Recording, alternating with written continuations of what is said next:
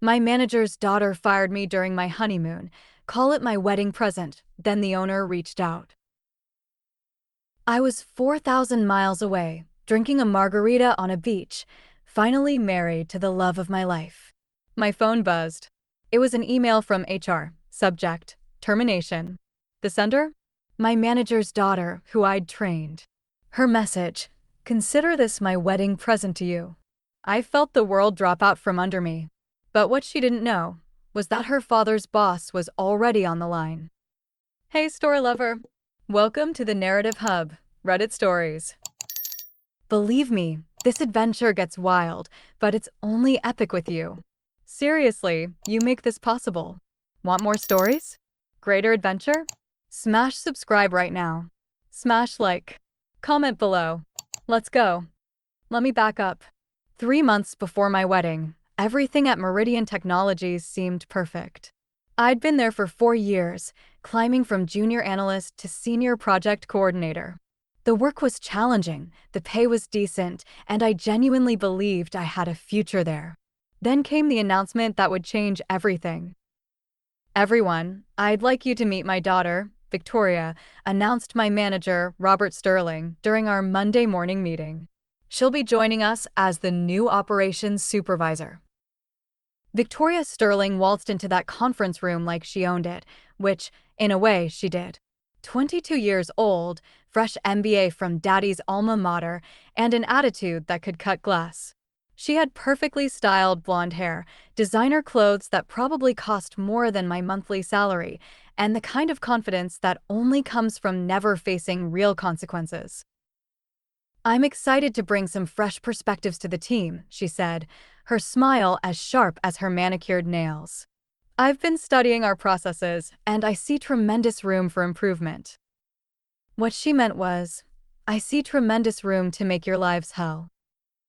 Within her first week, Victoria had restructured our entire workflow system, the same system I'd helped develop and refine over 3 years. She scheduled mandatory 7 a.m. meetings, claiming early birds catch the biggest worms. She instituted a dress code that was suspiciously specific about appropriate professional attire right after I'd worn my favorite casual blazer on dress down Friday. But the real kicker?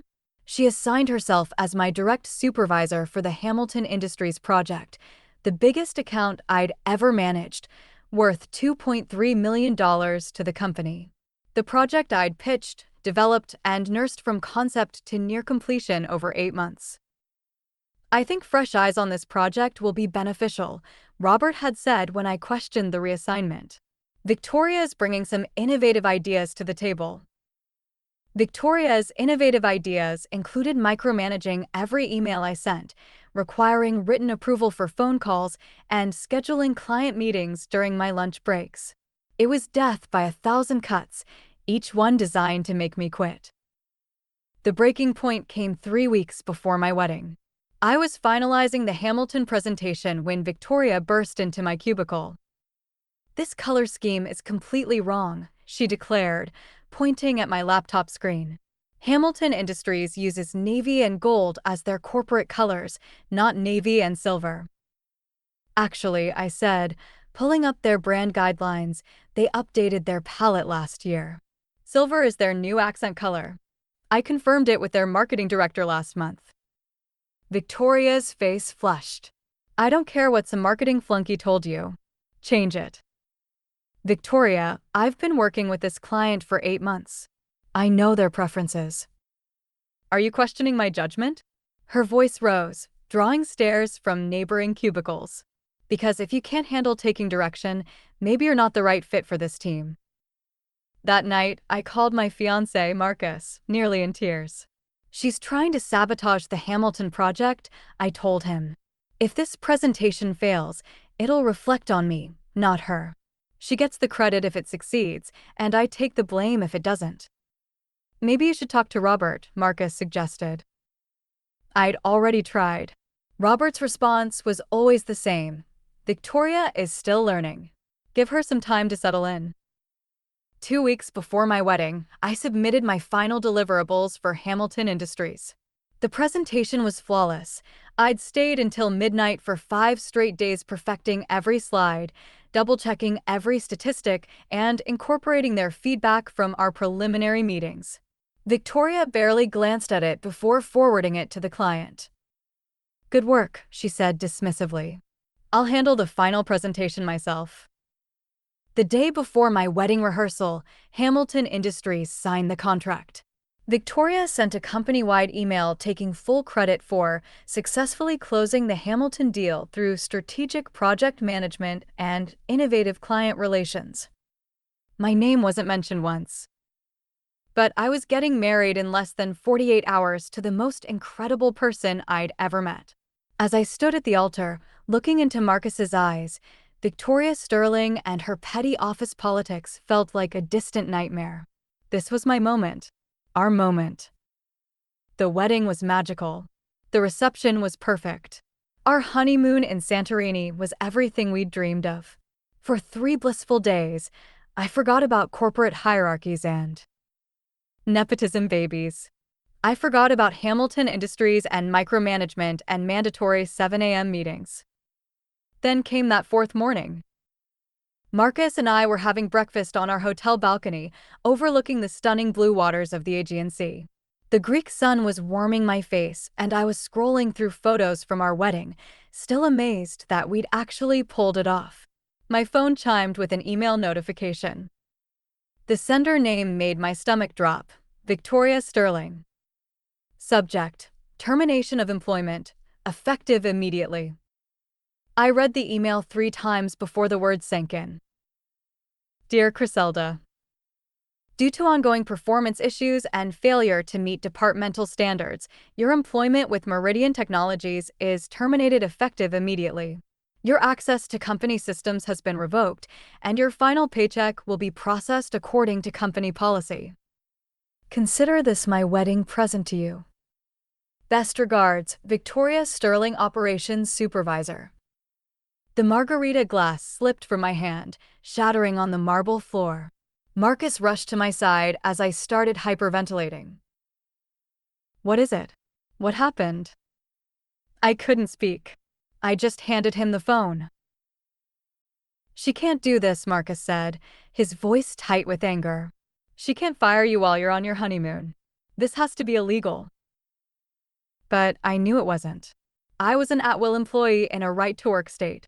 They could fire me for any reason or no reason at all, as long as it wasn't discriminatory. And Victoria was too smart to put the real reasons in writing. I called Robert immediately, but it went straight to voicemail. I tried the main office line, disconnected after being transferred 3 times. I even attempted to reach HR, but they were unavailable for the rest of the week.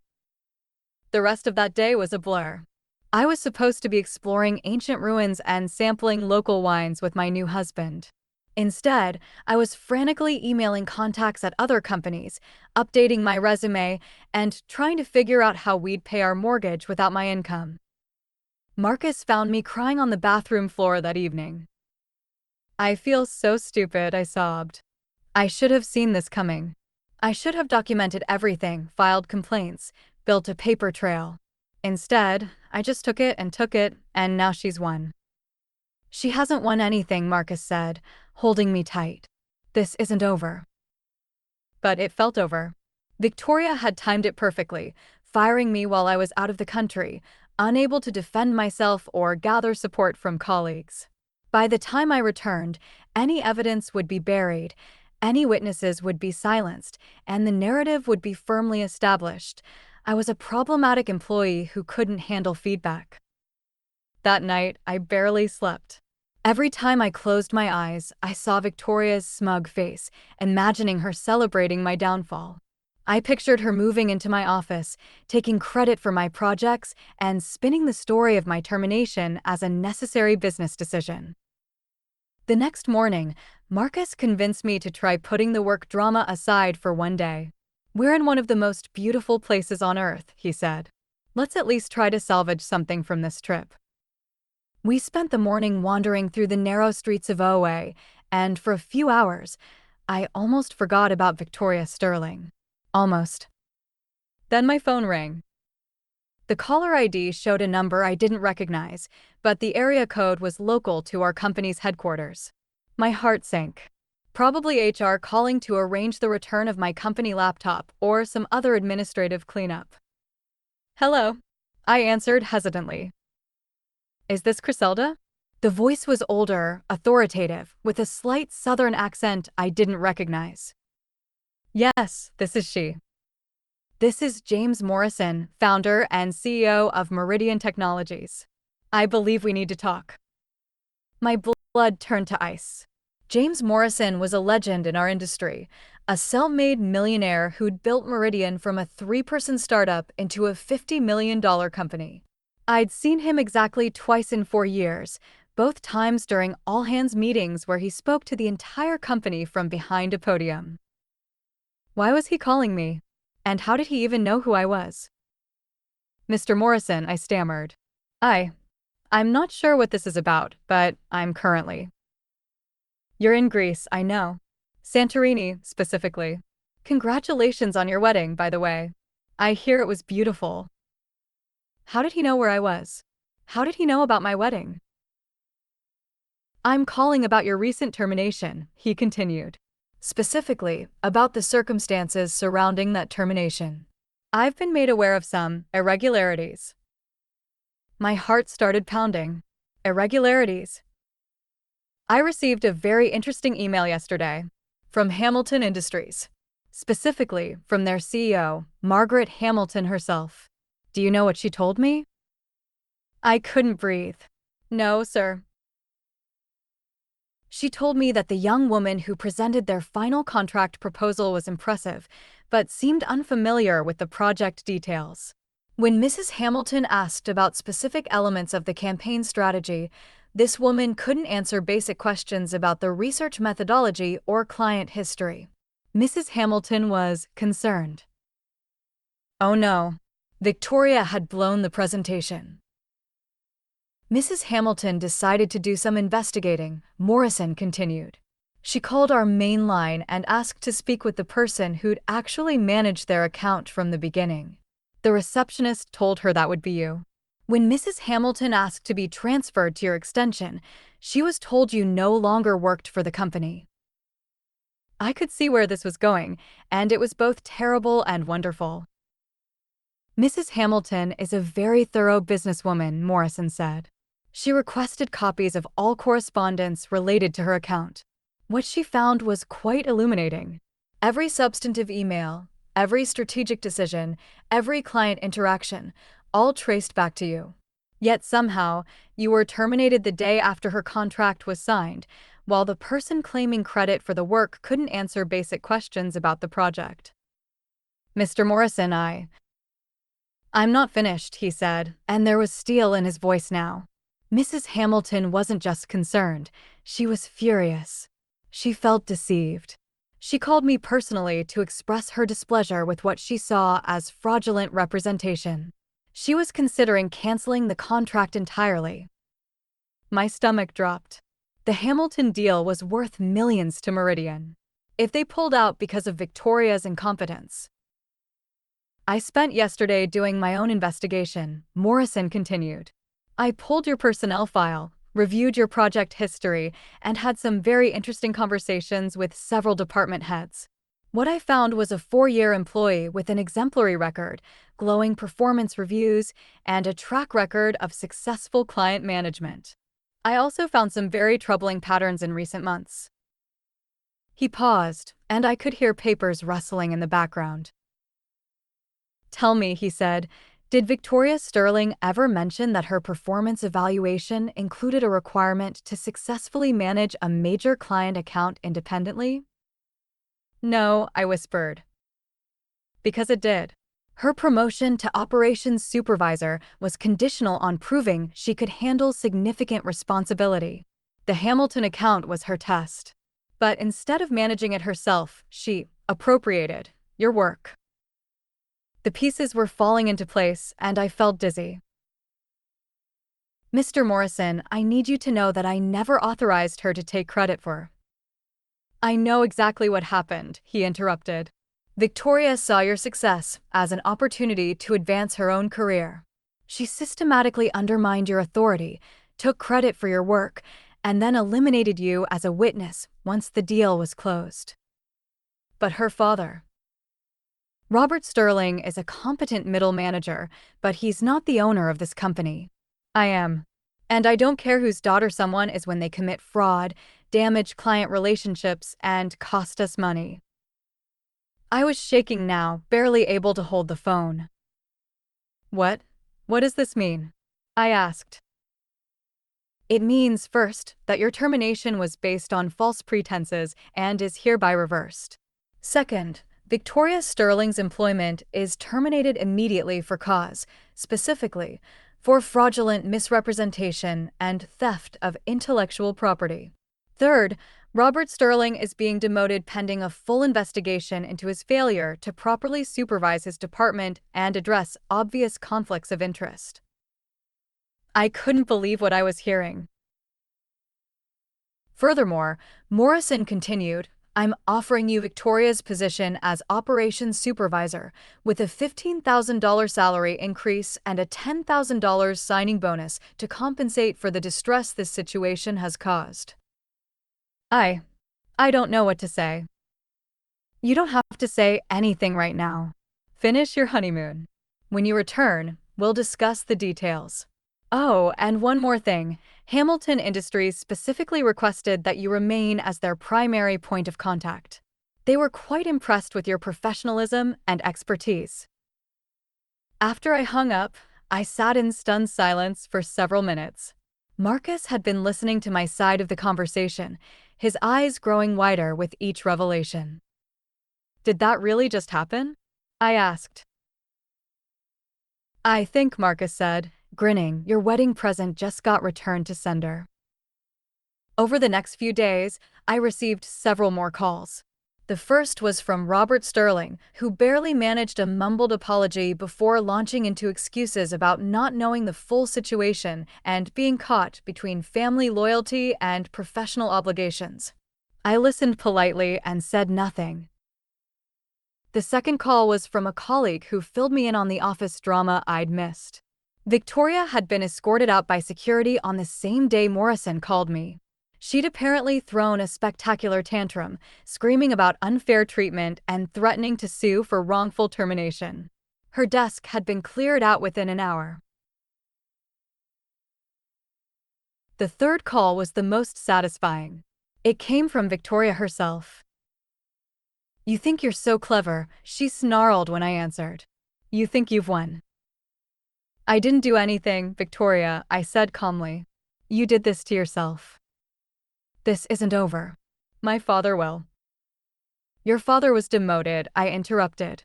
And from what I understand, he's lucky to still have a job at all. The line went quiet for a moment. You don't deserve this, she finally said, her voice cracking. You're nobody. I have an MBA from. You had an MBA, I corrected. And an attitude problem. And now you have neither a job nor a reference. Good luck with your next interview. I hung up and blocked her number. When Marcus and I returned from our honeymoon, I walked into Meridian Technologies as the new operations supervisor. My former cubicle had been replaced with a corner office, complete with a window view and a door that actually closed. On my desk was a bottle of champagne with a note from James Morrison, "Welcome to the leadership team." But the real satisfaction came 3 weeks later when Hamilton Industries expanded their contract by another $1.2 million, specifically requesting that I manage the additional work. Margaret Hamilton sent a personal note saying she was delighted to continue working with the brilliant mind behind the original campaign. 6 months later, I heard through the industry grapevine that Victoria had been hired by a small marketing firm in another state. She lasted exactly 2 months before being fired for performance issues and attitude problems. Apparently, when you're used to skating by on daddy's connections, the real world hits pretty hard. Robert Sterling eventually regained his previous position, but not before a very public review of his management practices. He never spoke to me directly after my return, but I occasionally caught him watching me with a mixture of resentment and grudging respect. As for me, I discovered that I actually enjoyed management. Leading a team, developing strategies, mentoring junior employees, it all came naturally. Within a year, Morrison promoted me again, this time to Director of Client Relations. My salary doubled, and more importantly, I finally felt like I was building something meaningful. The best part, though, was the message I received on my first wedding anniversary. It was from Margaret Hamilton. Just wanted to thank you again for your outstanding work. You've exceeded every expectation, and we consider ourselves fortunate to have you as a partner. Here's to many more years of success together. I forwarded the message to Marcus with a note. Remember when we thought our honeymoon was ruined? Turns out it was just the beginning. Sometimes the most devastating betrayal becomes the greatest opportunity. Victoria Sterling thought she was ending my story when she fired me on my honeymoon. Instead, she handed me the pen to write the next chapter, and it turned out to be the best one yet. Because here's what nepotism babies like Victoria never learn. Connections might get you in the door, but competence is what keeps you in the room. And when you base your career on tearing others down instead of building yourself up, eventually, someone with actual authority is going to notice. Victoria got her wedding present to me, my termination. But Karma had a return gift waiting for her. And unlike mine, hers came with a permanent forwarding address, nowhere.